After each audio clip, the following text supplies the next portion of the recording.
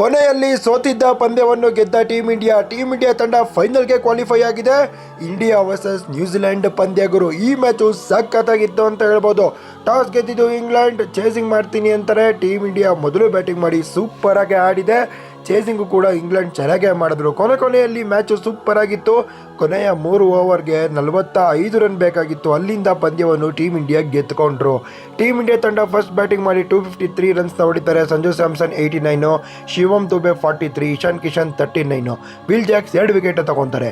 England ಪರವಾಗಿ ಚೆನ್ನಾಗಿ ಆಡಿದ್ದು ಜೇಕಬ್ ಬೆಥೆಲ್ ಅಂತ ಹೇಳ್ಬೋದು. RCB ಆಟಗಾರ 48 ಬಾಲ್ಗೆ 105 ರನ್ ಹೊಡೆದ್ರು.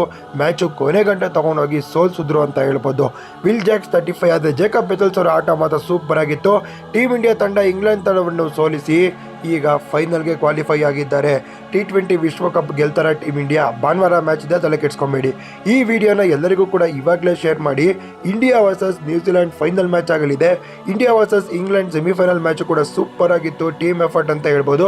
ಅಕ್ಷರ್ ಪಟೇಲ್ ಅವರು 2 ಬ್ರಿಲಿಯಂಟ್ ಕ್ಯಾಚ್ ಹಿಡಿದ್ರು. ಬೂಮ್ರಾ ಸೂಪರ್ ಆದಂಥ ಓವರ್ನ ಬೌಲಿಂಗ್ ಮಾಡಿದ್ರು. ಫೈನಲ್ ಓವರ್ ಮಾಡಿದ್ದು ಶಿವಮ್ ದುಬೆ. 6 ಬಾಲ್ಗೆ 30 ರನ್ ಬೇಕಾಗಿರುತ್ತೆ. ಆವಾಗ ದುಬೆ ಬಂದು ಗೆಲ್ಲಿಸ್ತಾರೆ. ಇದು ಇವತ್ತಿನ ಹೈಲೈಟ್ಸು. ವಿಡಿಯೋ ಇಷ್ಟ ಆದರೆ ಲೈಕ್ ಮಾಡಿ, ಫಾಲೋ ಮಾಡಿ.